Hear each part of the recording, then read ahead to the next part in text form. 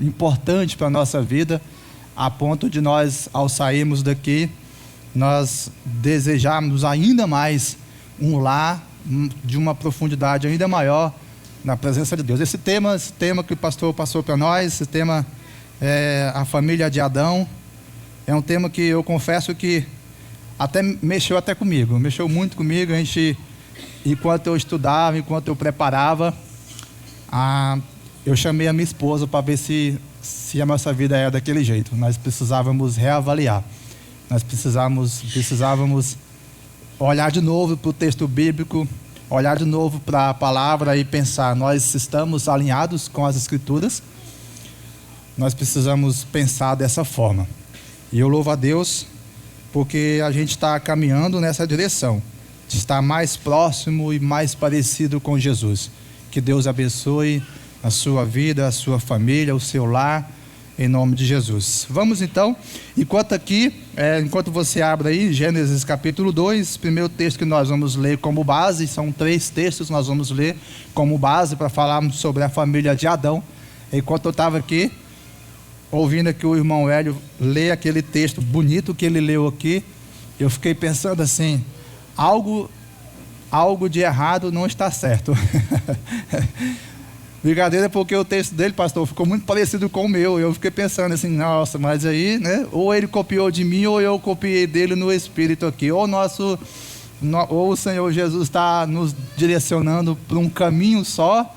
E aí eu achei muito interessante isso. Nós não conversamos, não sei nada sobre o que ele preparou, mas que Deus possa falar ao seu coração nessa noite. Você vai perceber algumas semelhanças aqui em algum momento sobre aquilo que ele falou aqui durante a sua exposição daquele texto maravilhoso aqui. Gênesis capítulo 2, vamos ler então do verso 15 em diante, um relato aqui de Deus criando o homem e colocando ele no jardim. Eu estou lendo na tradução NAA. Diz o seguinte: o Senhor Deus tomou o homem e o colocou no jardim do Éden para cultivar e o guardar. E o Senhor Deus ordenou ao homem: de toda a árvore do jardim você pode comer livremente, mas da árvore do conhecimento do bem e do mal você não pode comer, porque no dia em que dela comer, você certamente morrerá. E o Senhor disse ainda: não é bom que o homem esteja só. Farei para ele uma auxiliadora que lhe seja semelhante a ele. Havendo, pois, o Senhor Deus formado da terra todos os animais do campo e todas as aves do céu, trouxe-os a Adão para ver que nome lhe daria. E o nome que ele desse a todos os seres vivos, esse seria o nome deles. O homem deu nome a todos os animais domésticos, as aves dos céus e todos os animais selvagens. Mas para o homem não se achava uma auxiliadora que lhe fosse semelhante a ele. Então o Senhor Deus fez cair um pesado sono sobre o homem, e este adormeceu. Tirou-lhe uma das costelas e fechou o lugar com carne. E da costela que havia tirado do homem, o Senhor Deus formou uma mulher e a levou até ele. E o Senhor disse: esta, afinal, é ossos dos meus ossos, carne da minha carne. Será chamada varoa, porque do varão foi tirada. Por isso o homem deixa pai e mãe, e se une à sua mulher, tornando-se os dois uma só carne. Ora, um e outro homem, o homem e a mulher, estavam nus e não se envergonhavam. Amém. Esse vai ser o primeiro texto que nós vamos usar como base para essa pregação dessa noite. Meus irmãos, nós precisamos olhar para o pecado da forma como ele de fato é. O pecado, ele atua como um impulso de destruição sistêmica na vida do homem. Como que nós devemos olhar para o pecado? Como de fato ele é a maior tragédia da história da humanidade. Depois do pecado, todo homem, a humanidade, ele rompeu com Deus, ele rompeu com o próximo. O homem rompeu consigo mesmo, mas também rompeu com a natureza. Imediatamente depois da queda, o homem passou a viver em estado de morte e estado de rebeldia. E também separado da essência da vida que é Deus. O pecado, ele instalou a crise nos relacionamentos, e o pecado se manifesta por meio da transferência de culpa, ódio e conflitos externos e internos. A humanidade agora é inteiramente fragmentada e paradoxal. Vive uma guerra civil, emocional, marcadas por traumas, por medo e culpa. Nós não devemos olhar, nós não devemos ver a chegada do pecado na humanidade como um pequeno incidente na história do mundo. Nós devemos ver de fato como ele é a maior tragédia da história da humanidade. A partir dessa tragédia, que foi esse momento que o pecado entrou na vida humana, vem todas as outras. A partir dessa tragédia, todas as outras tragédias vêm à nossa vida, vêm à humanidade. Depois da queda, o jardim, que era um lugar de paz, de beleza, tornou-se um cenário espiritual de morte, um cenário de morte espiritual e também de alienação. Se nós quisermos entender por que as famílias modernas estão em colapso, nós precisamos voltar à fonte da família e entender o que aconteceu ali. A família, meus irmãos, ela não é um contrato social. A família é um projeto divino. Antes da queda, lá no Éden, o lar, ele era um santuário. E hoje, para muitas famílias, o lar é um campo de batalha. O problema central não é a falta de terapia, ou não é a falta de dinheiro, de recursos. O problema central é o pecado dentro do nosso lar. E quando ele entra em nossa casa, ele desfigura aquilo que é a imagem de Deus e no convívio da nossa vida familiar. Uma pergunta que nós devemos fazer hoje para nós mesmos, uma pergunta que nós podemos imaginar como uma pergunta diagnóstica para nós avaliarmos o nosso lar, o nosso terreno, nosso jardim. Se Deus visitasse o nosso jardim, se Deus visitasse a sua casa hoje, o que ele encontraria? Ele encontraria um jardim ou ele encontraria um campo de batalha? O que ele encontraria? Esse campo de batalha onde todo mundo quer dominar, onde todo mundo quer ser líder. Vamos então pensar nesse texto que nós lemos aqui, que o Gênesis capítulo 2, de 15 a 25. No texto que nós lemos, nós podemos enxergar que Deus ele estabeleceu a família em 3 pilares. Eu quero falar um pouquinho sobre eles. Autoridade com responsabilidade, os 3 pilares. Autoridade com responsabilidade, companhia complementar e transparência total. Autoridade com responsabilidade, companhia complementar e transparência total. A autoridade com propósito, que é essa autoridade que Deus estabeleceu para Adão, que é com responsabilidade. Ela foi dada por Deus a Adão, e essa autoridade que Deus deu para Adão, de estar no jardim, liderar o jardim, ela veio atrelada a responsabilidades. Ela não veio sozinha, ela não veio apenas como, você vai ser o líder. Não, você não é o líder, mas você também carrega uma grande responsabilidade. Adão foi colocado no jardim para cultivar e guardar. Nós lemos lá que Deus colocou no jardim, tomou pois o homem, colocou no jardim para cultivar e guardar. E essas 2 palavras, cultivar e guardar, ela define o papel do homem, especificamente falando do homem, nesse projeto de Deus. Cultivar e guardar. Veja só que antes de liderar uma família, o homem precisou aprender a ser responsável. Antes de Deus dar uma família, uma esposa para Adão, Deus deu para ele responsabilidades. Antes dele ser um líder de casa, de uma grande família, Adão precisou aprender a ser um homem responsável. Entendeu isso? Antes de tudo isso, o texto diz que antes também de liderar uma família, o homem precisava aprender a ser liderado. O texto fala que o Senhor Deus ordenou ao homem. Havia uma ordem. O homem precisava aprender a ser responsável antes de assumir uma família, um lar, e ele também precisava aprender a ser liderado. O homem lidera, mas ele também é liderado. E esse é um princípio fundamental para a nossa vida. O homem que lidera o seu lar sem ser liderado por Deus, ele, em algum momento, ele vai ceder à pressão da cultura e ele vai permitir que as vozes conduzam o seu ambiente de família. Um grande problema dos maridos, nós homens, muitas das vezes, é porque nós queremos liderar sem princípio de Deus na nossa vida. Nós queremos liderar segundo o nosso entendimento, segundo o nosso coração. E se nós não nos submetermos à liderança do nosso cabeça, que é Deus, nós em algum momento vamos ceder. E a cultura vai entrar na nossa casa. A cultura do nosso tempo vai dominar o nosso lar. Muitos homens amam ostentar o status de líder da casa. Eu sou o alfa da casa. Eu sou o provedor. Muitos gostam de sustentar esse status, mas no que diz respeito à responsabilidade, o homem terceiriza, transferindo as suas responsabilidades para a esposa e às vezes até para os filhos. Isso aqui é extremamente importante que nós venhamos meditar.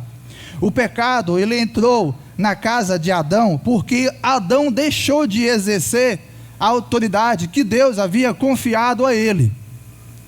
O segundo pilar que nós podemos ver nesse texto é o pilar, a companhia complementar. Existe uma discussão no campo teológico, acadêmico, falando sobre o papel da mulher na família. E aí tem o complementarismo e tem o complementarismo e tem me fugiu agora o outro, pastor, me ajuda a lembrar aí. O complementarismo e o igualitarismo. A discussão é em torno se a mulher é igual ao homem em papéis, em todos os sentidos, ou se ela é complementar. O texto que nós lemos, nós vemos que Deus criou uma mulher para complementar a vida de Adão. A ajuda idônea, não é isso que o texto fala? Far-lhe-ei uma companheira auxiliadora que lhe seja idônea. Eva, a criação de Eva é uma resposta à solidão de Adão. A criação de Eva é uma resposta ao cumprimento do propósito de Deus na vida da humanidade. Sem Eva, o propósito de Deus não teria chance nenhuma de ser concluída. A única coisa que não era boa naquela criação, até aquele momento de Deus, que Deus havia criado, é exatamente esse ponto: a solidão do homem, a solidão de Adão. Então Deus cria a mulher para lhe ser uma auxiliadora idônea. Veja só que Deus, ele não cria um escravo, ele cria uma auxiliadora que lhe seja idônea. As traduções mais antigas, da Ara e outras mais antigas, fala auxiliadora idônea, mas essa tradução que eu li aqui, que é a NAA, ela já usa o termo auxiliadora semelhante a ele. Ela já usa uma tradução mais moderna que ajuda a gente a compreender melhor esse papel. A palavra idônea aqui, ela deve ser entendida como correspondente. Correspondente. O que é correspondente? Transmite a ideia de alguém que é o espelho do outro, alguém que está no mesmo nível. Eva é uma correspondente de Adão. Aquilo que os animais não poderiam fazer, lembra que Adão estava dando nomes aos animais, e foi nesse contexto em que Adão estava dando nome aos animais, que Deus falou então que não era bom que o homem ficasse sozinho. Todos os animais tinham a sua semelhante, o seu semelhante, mas Adão não tinha o seu semelhante. Aquilo que os animais não poderiam fazer, a auxiliadora que Deus criou, que era Eva faria. Parece o nome com sobrenome aqui. Aquilo que os animais não poderiam fazer, Eva faria. Viu? Quer dar nome à sua filha? Eva faria. Eva é o espelho. Eva é igual em dignidade. Eva é igual em natureza. Eva é igual em inteligência. Mas Eva também tem distinções de Adão. A distinção de Eva gira em torno da sua forma física. E dentro do contexto de família, ela é distinta também em papéis, em atribuições. A mulher, o homem, já foi criado por Deus, definido os seus papéis dentro do contexto da família. Não é o homem que define o que a mulher tem que ser dentro do contexto familiar. Não é a mulher que define o que o homem tem que ser dentro do contexto familiar. O seu Senhor não é o seu marido, mulher. O seu Senhor não é a sua senhora, não é a sua esposa. O seu Senhor é Deus, é Ele define. Nós já temos pré-estabelecido o nosso papel dentro do contexto familiar. Eu costumo dizer que quando o homem determina para a mulher o que ela tem que ser dentro do seu contexto familiar, a tragédia está próxima. Está muito próxima. E quando a mulher define qual é o papel do homem dentro do seu contexto familiar, também vai acontecer tragédia. Quem define os nossos papéis é Deus. Deus criou Adão e criou Eva e estabeleceu os seus papéis. Já está pré-definido, já está definido, não temos como mudar isso. Eles são iguais, mas são diferentes em atribuições. E aí, meus irmãos, pensando assim, nós podemos imaginar que o casamento, então, é uma cooperação e não uma competição. O maior problema depois da queda é que o casamento também, além de muitas outras, virou uma competição. O lar virou um ambiente de guerra por causa da competição. Quem é mais forte, quem lidera mais, quem é mais inteligente, quem tem a última palavra. Competição. Esse não foi o objetivo da criação da família. O casamento, ele começa então como uma parceria. E uma parceria na qual não existe superioridade. Também não existe inferioridade. As duas verdades caminham junto. O casamento é a união de dois seres iguais e distintos em papéis, que se completam. Esse é o nosso casamento. Esse é o início da família. O terceiro pilar que nós podemos ver nesse texto que nós vemos é no verso 25, que diz que eles andavam nus e não se envergonhavam. Nós estamos falando aqui então de transparência. Transparência total. Uma das grandes guerras das famílias é a falta de transparência. Um grande problema. Não havia máscaras aqui. Antes do pecado, sem máscaras, sem segredinhos, sem medo um do outro, sem medo no relacionamento entre o casal. Não havia senhas escondidas, não havia motivações obscuras. A intimidade era plena, porque o coração deles ainda era puro, sem presença de pecado. Quando o pecado, ele é o regente da relação familiar, meus irmãos, algumas coisas vão acontecer, como medo, segredos e intenções obscuras. Tudo isso vai fazer parte da relação familiar, quando o pecado é o regente da nossa casa. Vamos então para o ponto 2, que nós vamos ver então a inversão de papel, continuando então aqui com o texto de Gênesis, ainda agora no capítulo 3, nós vamos ler dos versos de 1 a 7 aqui.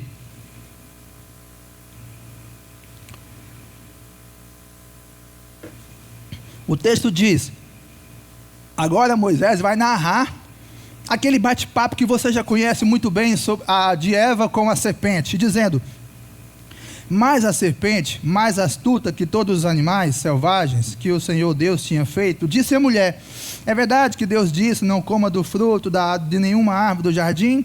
A mulher respondeu à serpente: do fruto das árvores do jardim podemos comer, mas do fruto da árvore que está no meio do jardim, Deus disse: vocês não devem comer, nem tocar nele, para que não venham a morrer. Então a serpente disse à mulher: é certo que vocês não morrerão, porque Deus sabe que no dia em que vocês comerem, os olhos de vocês se abrirão, como Deus, vocês serão conhecedores do bem e do mal. Vendo a mulher que a árvore era boa para se comer, agradável aos olhos e árvore desejável para dar entendimento, tomou do seu fruto e comeu, e deu também ao marido, e ela comeu. Então os olhos de ambos se abriram e perceberam que estavam nus. Costuraram folhas de figueira e fizeram para si. Até aqui no verso 7. Vejamos agora então aqui uma inversão de valores no papel pré-estabelecido por Deus dentro do matrimônio. Adão com as suas responsabilidades, Eva com as suas responsabilidades, dentro do contexto de matrimônio, dentro do contexto de família. Nós vamos ver aqui o silêncio desse homem. Nos versos que nós lemos aqui, está o relato da queda, o início do relato da queda aqui. A serpente ela ataca a teologia de Eva. Ela semeia dúvidas sobre a bondade e a verdade de Deus no coração de Eva. Qual é a teologia de Eva? A teologia de Eva é definida, ela responde isso, de que Deus estava protegendo eles. Deus está nos protegendo e por isso nós não devemos fazer isso, está aqui. Isso que você está dizendo, Satanás, né? Não sei como é que ela chamava a serpente lá, né? Mas imagina ela chamando a serpente de amiguinha lá, né? E aí, como é que as mulheres chamam as outras mulheres de amiga? Não, amiga, né? Amiga, né? Imagina, amiga, isso que você está falando não está correto, porque Deus disse para nós não comer, mas ela vai então comentar, vai falar e vai então distorcer e vai confundir a cabeça de Eva. Eva está dizendo, Deus está protegendo a gente da morte, por isso que nós não podemos comer. Mas a teologia de Satanás é diferente.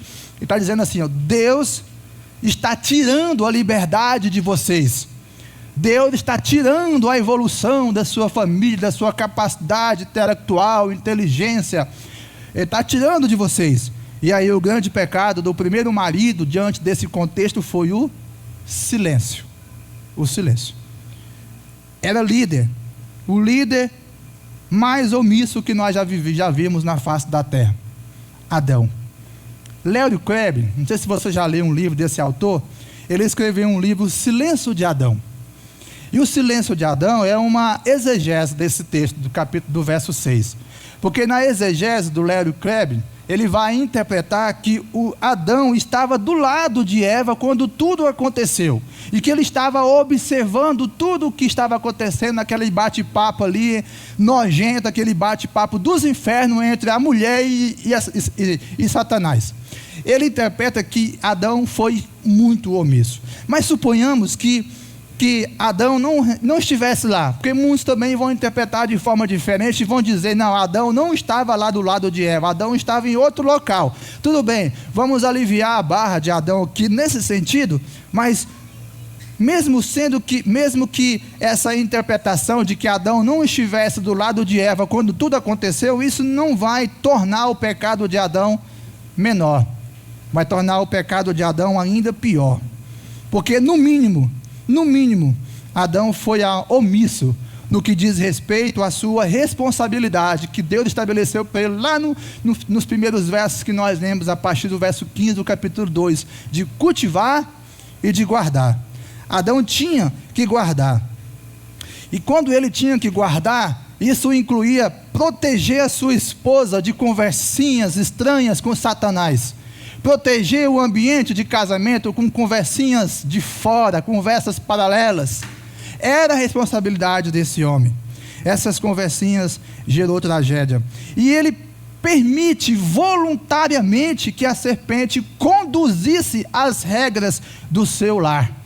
Voluntariamente, esse homem omisso permitiu que a serpente conduzisse o que havia de se conversar e o que havia de se fazer dentro do seu lar. Nós podemos pensar que isso pode ser a primeira heresia de conduta na história da humanidade. Se quisermos um lar abençoado, meus irmãos, nós vamos precisar muito mais do que saber as verdades, porque você sabe a verdade e eu sei a verdade. Nós vamos precisar de disposição, de obedecer os princípios pré-estabelecidos por Deus para a nossa família. Deus disse a Adão, ele sabia da verdade, Eva sabia, Adão transmitiu a verdade para ela, tanto é que ela repete para Satanás. Deus disse a Adão, não faça isso, homem. Deus também diz a nós, eles sabiam a verdade, mas eles agiram como se não soubessem a verdade, agiram conforme o desejo dos seus próprios corações. Então a queda do primeiro homem, nós podemos chamar aqui, a queda lá no jardim, nós podemos chamar de ateísmo prático, a primeira manifestação de ateísmo prático. O que é isso, ateísmo prático?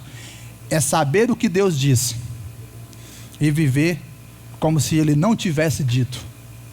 Você sabe o que Deus disse a respeito da sua família, Você sabe o que Deus fala a respeito do seu lar. Homem, você sabe o que Deus disse, como deve ser a sua liderança. Mulher, você sabe como deve ser o seu papel dentro do seu ambiente de lar. Mas muitas das vezes nós vivemos como se Deus não tivesse dito. E foi isso que aconteceu. Heresia de conduta. Heresia. Viver como se Deus não estivesse na nossa sala de estar. Esse é um problema seríssimo. Vamos então para o terceiro ponto aqui. Nós vemos então aqui a quebra de comunhão, os efeitos do lar. Gênesis 3, dos versos 8 a 13. Nós vamos continuar aí. Vamos continuar.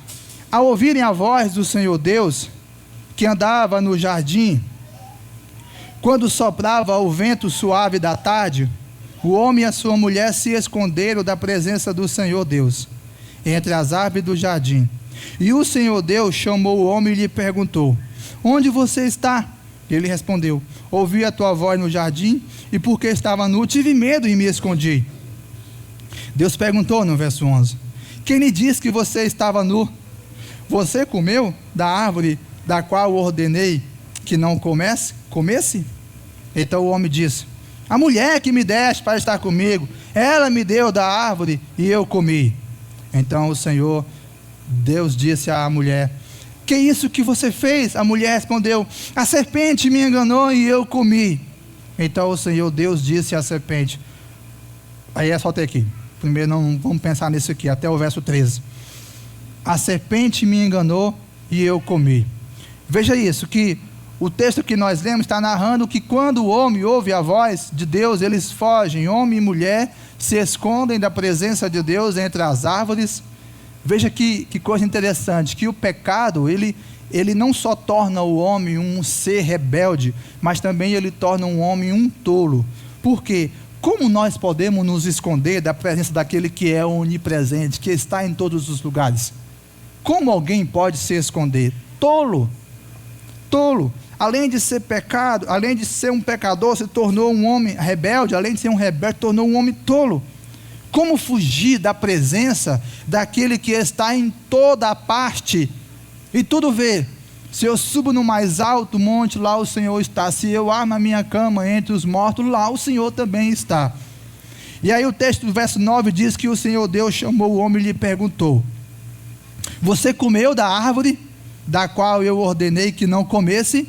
Então o homem disse: a mulher que tu me deste para estar comigo, foi ela que o Senhor deu. É essa mulher que o Senhor me deu da árvore e eu comi. E aí a palavra de Deus volta para Eva, e ela, semelhante ao marido, diz: a serpente me enganou. Veja só, o romance do capítulo 2, ossos dos meus ossos, carne da minha carne, chamarei varoa, porque saiu de mim. Olha que os teólogos falam que foi o primeiro texto, foi o primeiro poema da história da humanidade, surgiu exatamente nesse momento. Veja que esse romance desapareceu agora com o pecado. Surgiu algo que acaba com o pecado, que acaba com o romance. E sumiu, desapareceu. Agora eles estão culpando uns aos outros. Adão, o homem responsável por cultivar e guardar, que recebeu responsabilidades, que recebeu sim liderança, podia ostentar de ser o líder daquele lugar, mas ele também havia recebido responsabilidades. Ele agora culpa a Deus. Foi a mulher que tu me destes. E aí, depois ele culpa a mulher. E a mulher, de forma semelhante, culpa Adão, seguindo o exemplo do seu marido, né? E é interessante porque há muitos casais, quando a gente conhece um casal, quando eles eram solteiros, e depois que eles passam a viver junto como casais, como família, a gente percebe que a mulher absorve o jeito do homem falar, ou o homem absorve a mulher na sua forma de falar, e eles passam a falar desse jeito. Então aqui, seguindo o exemplo do marido, Eva procurou um culpado também. Meu marido procurou um culpado, ele me culpou, mas eu não vou culpar, eu vou culpar a serpente. Veja que toda a humanidade herdou essa mesma condição miserável. Os nossos problemas, meus irmãos, ele sempre vai ser gerado no outro e não em nós. Sempre a culpa é do outro, sempre é o outro que é o culpado.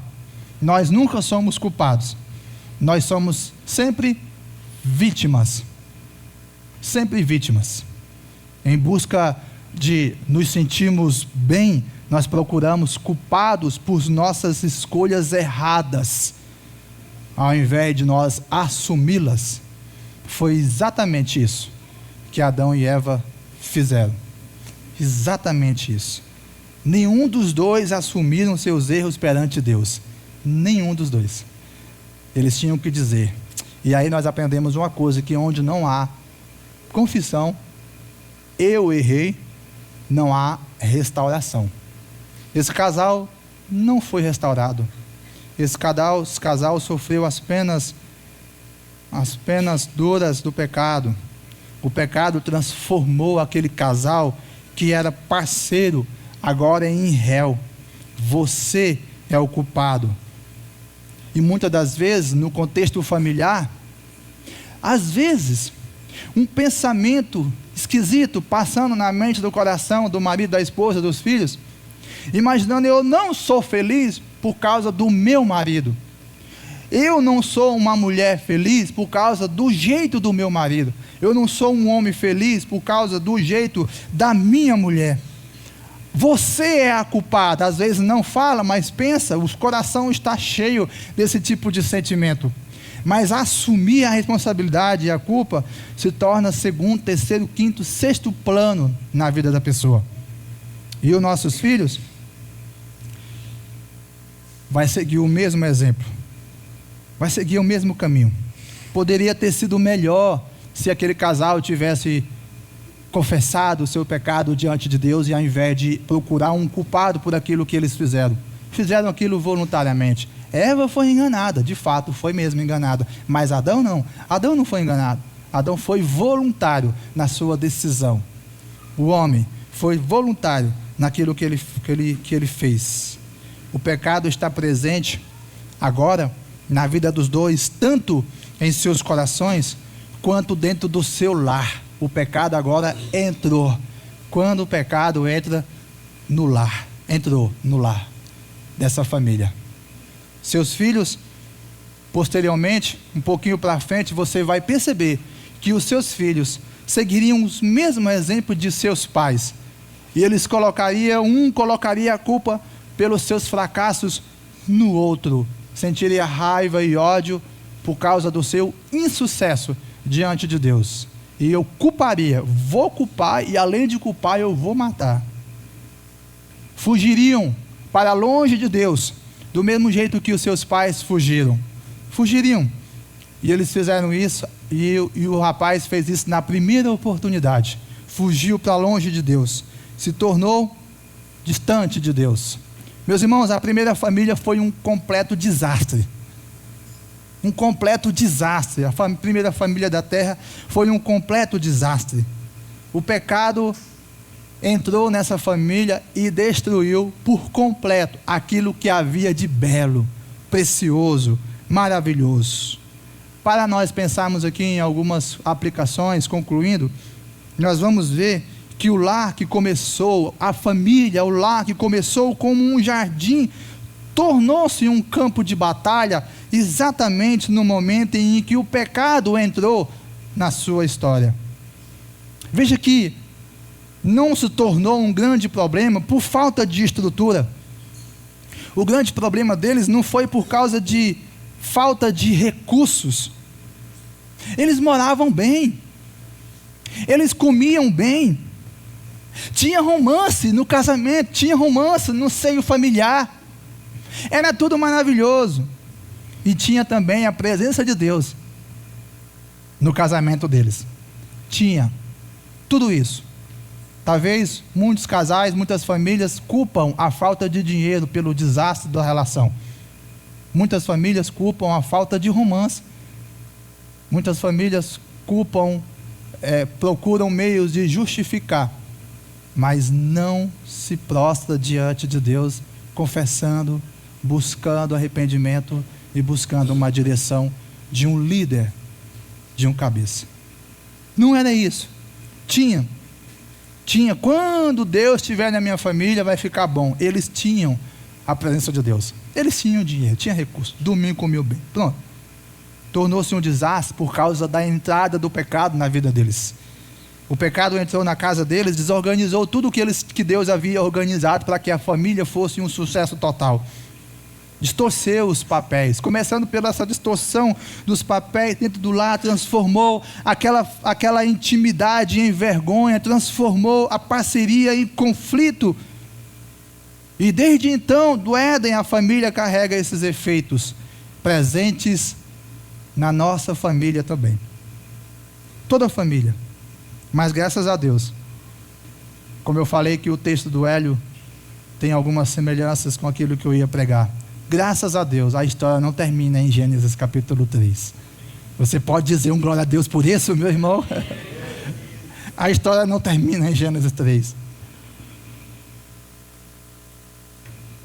Se você ler o Antigo Testamento, desconectado do Novo Testamento, você vai sofrer demais. É só morte, é destruição. Não existe um homem sequer, uma mulher sequer, que desde o começo até o fim da sua história seja um exemplo para a nação. É só destruição. Mas quando nós vamos para o Novo Testamento, nós vemos o Redentor, aí as coisas mudam. Graças a Deus. A Bíblia mostra que veio um segundo Adão, Jesus. O primeiro Adão, ele falhou no jardim. O segundo Adão tomou a decisão de dizer para o Pai: faça a tua vontade no jardim. É ele que nós devemos então seguir. No jardim, diz para o Pai. Diferentemente do primeiro. O primeiro Adão, na sua forma de viver, trouxe culpa para a humanidade. O segundo Adão trouxe redenção. Nós estamos redimidos. Na cruz, Jesus, ele não apenas perdoou os indivíduos, ele iniciou uma restauração. Uma restauração de tudo aquilo que foi quebrado. Inclusive, a nossa família. A nossa família. Quando nós chegamos no Novo Testamento, nós vamos ver que Deus, ele não abandonou o projeto da família lá do Éden. Deus estabeleceu a família. Deus projetou a família. Deus forneceu condições para a família cumprir com o seu propósito. Deus promoveu a família. Deu sabedoria, deu conhecimento, deu estrutura, Deus fez tudo para que a família fosse um sucesso total. Ele fez. E aí, nós vamos ver no Novo Testamento que a família não é abandonada por Deus. Só que agora, ao invés dela ser baseada na inocência, nós vamos ver que a família agora é baseada na redenção. Diferente. E quando nós lemos Efésios capítulo 5, nós vamos ver ali o apóstolo Paulo reafirmando o papel do homem dentro do contexto da família. O apóstolo Paulo reafirmando o papel da mulher dentro do contexto da família. A graça não anulou a responsabilidade do homem dentro da sua família. A graça não anulou a responsabilidade da mulher dentro do seu contexto de família. A graça reafirmou. O Novo Testamento não contradizeu lá os princípios pré-estabelecidos por Deus lá no jardim do Éden. Ele reafirmou, estava certo lá e continua certo aqui. É assim que tem que ser, é assim que tem que ser.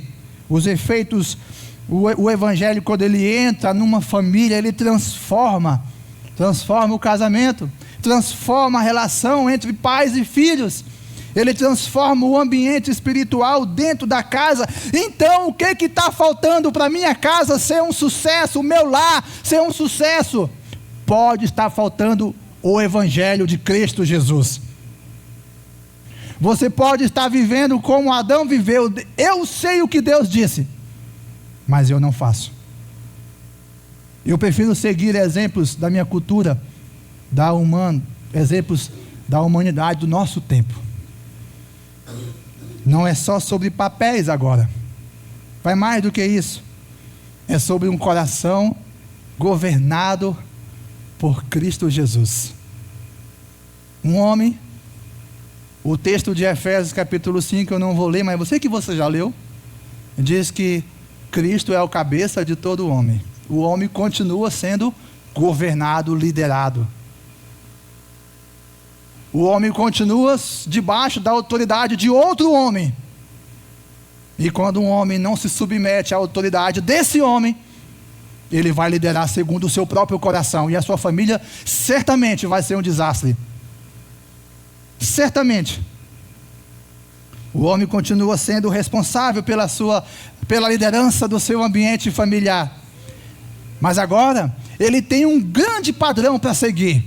Amor e responsabilidades agora fazem parte da sua liderança. Como Cristo amou a sua igreja, o homem deve amar a sua esposa e a si mesmo se entregar por ela. E agora ele tem um padrão muito mais elevado. A mulher, ela é chamada a cooperar com sabedoria, com graça, dentro do ambiente familiar. Os filhos, o Antigo e Novo Testamento também vai orientar você que é filho. Ele vai orientar para que você seja obediente, aprender no temor do Senhor. Cada um agora, dentro do contexto da redenção, tem um papel importantíssimo para que o lar seja uma bênção. Para que o lar seja uma bênção, todos devem cumprir com o seu papel. Todos têm responsabilidade, porque uma família saudável, ela não é construída por uma só pessoa. Ela é construída por todos, e todos têm que se submeter a Deus, ao cabeça. Todos nós. Aí está a causa de muitas lutas dentro do seu ambiente de lá, se essa é a sua situação. A falta da liderança do Evangelho, como ele deve ser vivido, como o Evangelho é na prática. Se Cristo não governar a sua casa, outra coisa vai governar, outro vai governar. Isso eu te garanto. Isso eu te garanto. Se não foi o Evangelho que vai moldar a sua relação, a forma como você educa, a forma como você fala, vai ser as trends da internet. Vai ser a mídia, vai ser a cultura. Mas sem liderança não vai ficar. Vai ter. Outra coisa vai governar. O orgulho pode governar. O ego pode governar o seu lar. O silêncio pode governar o seu lar. Pode ser o pecado que não foi tratado, que pode ser governar o seu lar. Mas sempre vai haver um governo no seu lar. Se Cristo não governar, outro vai governar. Mas aqui nós temos a esperança do Evangelho batendo a nossa porta. O lar pode ser restaurado. Graças a Deus. Há esperança para o nosso lar. Há esperança para a nossa família. Há esperança para o futuro da nossa família. Eu não sei você, mas eu tive que quebrar um ciclo de violência que veio dos meus pais, que veio dos meus avós. E foi extremamente difícil para mim, como marido, como esposo, como pai, quebrar o ciclo da violência, da separação, da bebedeira. E tive que largar esse ciclo. Queria fazer parte dessa próxima geração que eu estava vivendo, dos meus filhos, do meu relacionamento matrimonial. Mas o Evangelho me concedeu graça, Cristo, e esse ciclo está se rompendo cada vez mais. O lar pode ser restaurado. E ele pode ser restaurado não porque nós somos capazes, não porque existe capacidade em nós, mas por causa de Cristo Jesus. Se Ele é, de fato, o governante, Cristo vai te ensinar a perdoar, porque Ele perdoa. Cristo vai transformar. Cristo vai reconstruir, Cristo vai ensinar cada um de nós a vivermos de forma diferente. Hoje, Deus não está falando só com um grupo, Deus fala com a família inteira. Se a família inteira não se unir em prol do mesmo propósito, vai ficar mais difícil. Deus fala com a família inteira. Todos nós juntos precisamos colocar Cristo no centro da nossa casa. Talvez hoje o seu lar esteja mais parecido com um campo de batalha do que com um jardim. Talvez ninguém sabe, só você sabe. Que você e sua esposa e seus filhos têm mais atritos do que se imaginam. Tem mais confusão, todo mundo querendo se dominar, todo mundo querendo o controle da televisão. Imagina aquela família sentada num sofá, uma só televisão, um só controle. Mas todo mundo quer ter o controle da televisão, porque cada um quer ver o que quer e ninguém quer compartilhar. Todos querem o controle. Talvez esteja assim. Mas o Evangelho está chamando a igreja do Senhor Jesus para viver algo diferente. Nós somos a igreja do Senhor. Nós somos o povo restaurado, redimido, lavado pelo sangue de Jesus. Nós recebemos a palavra chegou na nossa vida e agora nós temos uma direção, nós temos um alvo, nós temos um cabeça. Nós somos diferentes. Não tente consertar a sua casa apenas com os seus próprios esforços, estabelecendo regras, na expectativa de que as regras vai mudar. Tem que sair daqui. Regra só muda o exterior. E quanto aqui não for mudado, o exterior não será mudado. Traga a sua família para a cruz de Cristo. Traga o seu lar para Cristo, a cruz de Cristo. Só Cristo pode curar os relacionamentos, a família. Só Cristo pode restaurar a ordem. Só Cristo pode trazer vida onde um dia houve morte. O lar só se torna uma bênção quando o governo de nosso coração muda. Quem governa o seu coração? Quem governa a sua vida? No sentido amplo, nós podemos dizer assim: Deus governa tudo, porque Jesus é Senhor de tudo, de todos, mesmo que alguém não queira, Ele é Senhor. Ele é Senhor de tudo. Ele sustenta todas as coisas. Ele não só criou, como Ele também sustenta todas as coisas. Ele é Senhor, não importa se a pessoa crê, se não crê, se gosta ou se não gosta. Jesus é Senhor. Mas no sentido pessoal, quem governa o seu coração? Quando você resolve as questões, quem governa? Quem de fato está no controle? Quem de fato está governando? Pense sobre isso. Traga a sua família para a cruz, porque só Ele pode restaurar, só Ele pode curar, só Ele pode trazer ordem para aquilo que nós precisamos. O lar vai ser uma bênção quando Cristo governar o nosso coração. Não basta Ele governar a casa, Ele tem que governar o coração da família. Aí sim as coisas mudam. Quando Cristo governa a família, aquilo que o pecado destruiu começa pela graça a ser restaurado.